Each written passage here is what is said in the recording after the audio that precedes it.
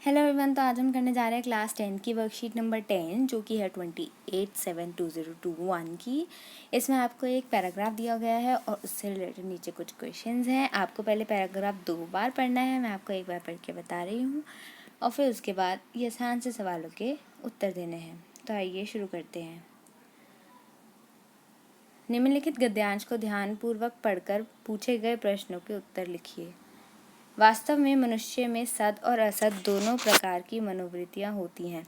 दूषित प्रवृत्तियों पर नियंत्रण करना और सद्वृत्तियों को बढ़ावा देना सुखद मनुष्य जीवन के लिए आवश्यक है। साहित्य इस काम को बहुत प्रभावी ढंग से संपन्न करता है। साहित्य ही मनोविकारों के रहस्य खोलकर सद्वृत्तियों को जगाता है।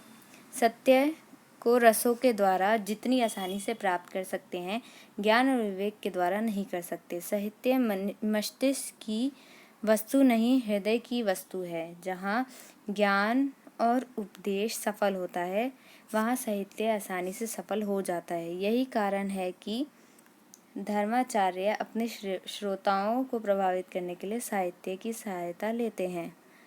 साहित्यकार के भावों में इतनी व्यापकता होती है कि विश्व मात्र की आत्मा से उसका ऐसा तादात्म्य होता है कि प्रत्येक प्राणी अपने को उससे जुड़ा पाता है।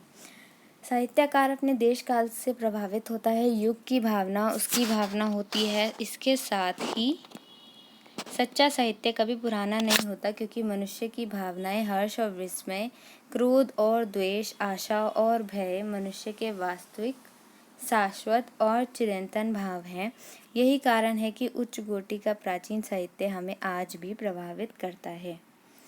तो ये था आपका पैराग्राफ। आई होप आपको ये समझ आया होगा। इससे रिलेटेड कुछ क्वेश्चंस हैं, आइए उन्हें देखते हैं। पहला आपका क्वेश्चन है, उपयुक्त अनुच्छेद में मनुष्य में किन दो प्रकार की मनोवृत्तियों की बात की गई है? तो आपका उत्तर है सद और असद। यहाँ पे आपको दिख रहा होगा पहली लाइन में इसका आंसर दिया हुआ है।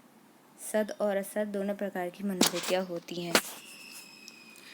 सुखद मनुष्य जीवन जीने के लिए क्या आवश्यक है? सुखद जीवन जीने के लिए दूषित प्रवृत्तियों पर नियंत्रण करना और सद्वृत्तियों को बढ़ावा देना आवश्यक है। आपका तीसरा क्वेश्चन है, निम्नलिखित शब्दों हर्ष, विस्मय, क्रोध और द्वेष का अर्थ लिखिए। तो इसमें आपका आंसर हो जाएगा, हर्ष का मतलब होता है खुशी, प्रसन्नता। विस्मय का मतलब होता है आश्चर्य। द्वेष का मतलब होता है जलन, ईर्ष्या, जेलसी, जलन, ईर्ष्या लिखना आप। क्रोध का मतलब होता है गुस्सा। ठीक है। अब प्रश्न आपका 4 है, साहित्यकार शब्द साहित्य जमा कार से बना है। कार प्रत्यय लगाकर ऐसे 4 शब्द बनाइए। तो आपका आ जाएगा मूर्तिकार, शिल्पकार, चित्रकार, कलाकार। 5वां, साहित्य की किस विधा में आपकी रुचि अधिक है? कहानी या कविता? अपने मन से किसी कहानी या कविता का निर्माण कीजिए।